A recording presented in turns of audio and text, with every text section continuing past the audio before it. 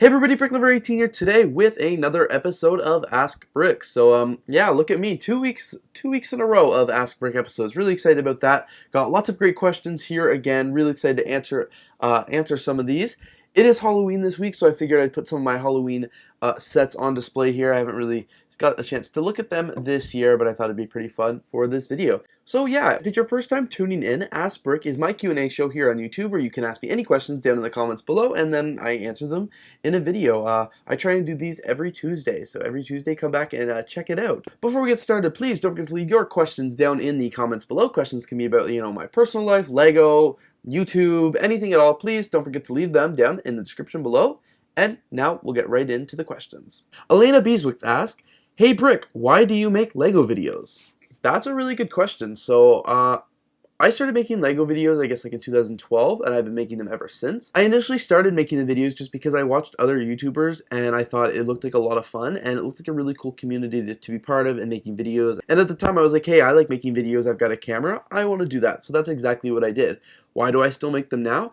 Honestly, I still have a lot of fun making them, and I really, really like LEGO. I like the product, I like the brand, and I think it's really what's kept me engaged in LEGO all these years. If I wasn't here doing YouTube videos, things like that, there's no way I would still be interested in LEGO. But having my videos to escape on, it's just a lot of fun for me, and it's kind of like an escape, and I really enjoy it. I get to make a little money on the side. I get to have a studio in downtown Toronto to do my hobby, my passion.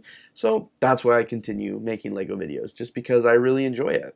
Awaken Builder asks, what is your least favorite LEGO theme? Honestly, I have quite a few themes that I don't particularly like in LEGO for various different reasons. I remember Chima was one of the really big ones just because I didn't understand it. I hated how they've had a lot of parts that were like special molds that you can't really use in other sets. Plus LEGO was really pushing them for a while. I find the minifigure parts are interesting, but at the same time, where else are you going to use them? Chima was one of my least favorite themes, but I'd have to say my biggest least favorite theme would definitely be Bionicle. Sorry to all the Bionicle fans out there. Bionicle's just something I could never get behind. I mean, that was a long time ago, kind of when I was more getting into LEGO, but I just don't like the pieces. As I mentioned in the last video, I said I didn't like them because they aren't compatible with generic LEGO pieces. Somebody did correct me in the comments. They are right. They are compatible, but at the same time, it's you're not going to build a city and really utilize Bionicle pieces because they're a lot more specialized, the bigger molds and things like that. So I'd have to say Bionicle's my least favorite. Sorry, if you do like Bionicle, I'm not trying to crap all over your theme or stuff like that. I can dislike it without you having to dislike it, and I'm not trying to sway my opinion on you any way, shape, or form. I'm just saying Bionicle's my least favorite theme. And then it's funny because the next question is from Lego David, and it is asked, Brick, do you have any thoughts on the Lego Bionicle line? Well, I do have tons of thoughts on them, and I think I've given you all my thoughts on the Bionicle line that you really need to hear today. Apprentice Brick asks, what video games do you play, if any? So I actually don't play any video games. The last video game system I had was a PlayStation 2. And I think they're on PS4 now or something like that. But definitely, I'm just not a video gamer. I don't really play. I like to, I barely have any free time now, being in university and with work and everything I do. I basically have no free time, but when I do have free time, it's definitely, I want to spend it here, not online playing video games or something like that. So honestly, never been into video games. I don't have a single game on my phone even. When I, even if I was on the subway, I could play a game, but I've just never really been into it. I don't have a single game anywhere. Not really into video games. Zippy Cohen asks, what is your favorite theme? Do you play it with LEGO or more display? Love your channel. Good. So that's two questions in one. So the first part, what is your favorite theme?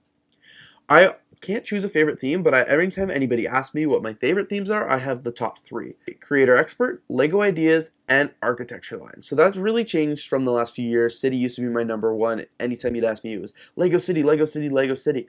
The reason those are my top three themes are LEGO Architecture, more recently because I begun really loving to have sets of places that I visited.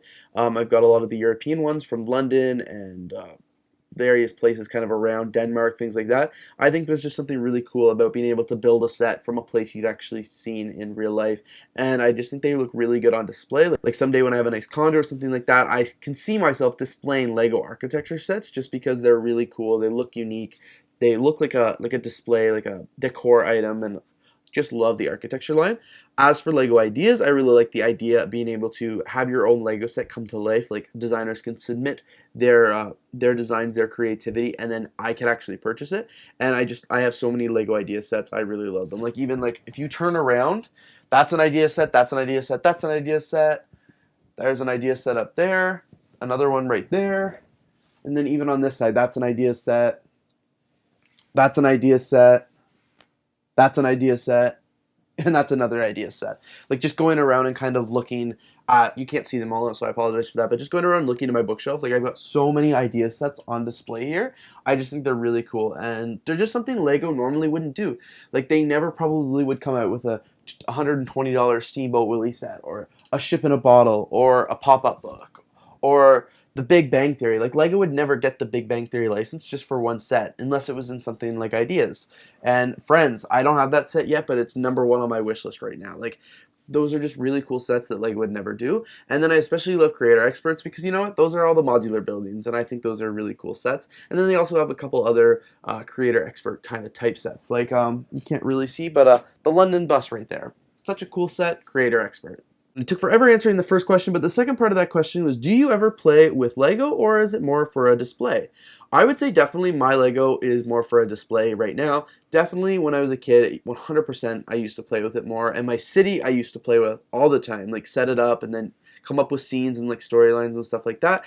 As I got older and I have so much less time, I haven't touched my city in months. Like I hate to say it, but like I don't know how much longer the city's gonna last just because it takes up so much space and I like never do anything with it. After I got it set up, I haven't changed anything, I haven't played with it or even modeled after it. It's just kind of collecting dust right now. I've got like 7 or 8 of these white bookshelves plus a million other shelves around my room where I really just display sets. I think that's right now where I'm getting like a lot of enjoyment, is just seeing my kind of sets on display. Getting to build them is a cool thing I really like doing. I'm making speed build videos now, but I really enjoy building Lego sets and displaying them. Hopefully I'll get some more time to be able to do some more things with the Lego sets, maybe more building and like playing around with it. But right now, a lot of what I do for my Lego collection is build and display. Bricks asks, why haven't you been uploading a lot? So as I've kind of mentioned throughout a lot of these answers so far, I am in school full time. I am just so busy. I used to have a part-time job where I had to even step aside doing the part-time job because I'm really involved in student life and the student politics at my university. So that takes up hours and hours of my time every week, going to meetings and stuff like that. Every once in a while, I'll find some time to carve out of my day to come here, but it's just getting less and less as the year kind of goes on. It's been a crazy couple semesters. I'm really enjoying school, but it's like school comes first and it just takes up a lot of my time. It's really hard when I have a week of just straight exams or meetings or I'm out really late, stuff like that. It's really hard to find time to edit videos and things like that. I'm really trying to get better, edit more kind of in advance, because my YouTube channel really suffers when I don't upload for a little while, and I notice that, and then it takes a while to kind of build back that momentum, and then I just do the same thing over and over again. So I haven't been uploading a lot just because I've been so busy in school and like with work and stuff like that. It really threw me off, but I'm back now. I'm really trying my hardest to make more videos for everybody because they're just something I really enjoy, and they do kind of keep me sane. So hopefully more videos are coming soon, but when you see a little while where I don't have any videos, it's because I'm just super busy. Alright, because this video is long enough and I've given some pretty long answers today, I will just end with one last question. It is from BrickLover225. How much did you pay for your Velma minifigure? So if you saw my last Ask Brick video, I did mention that I purchased a Velma minifigure, which I'm really excited about. He's asking how much I paid for it, and I actually don't know, because there's a whole story behind how I got that Velma minifigure. It's a whole video in itself. I've actually already filmed and edited it, and it'll come up after this one, probably sometime later this week, but it's basically a whole story about how I got the LEGO Velma minifigure. And while I don't know the exact price that was paid for that minifigure, I can tell you it was pretty expensive. More than I probably should have spent for a LEGO minifigure, but really excited to finally have that in my collection, and you will have to stay tuned to kind of see that whole video of how much I paid for that minifigure.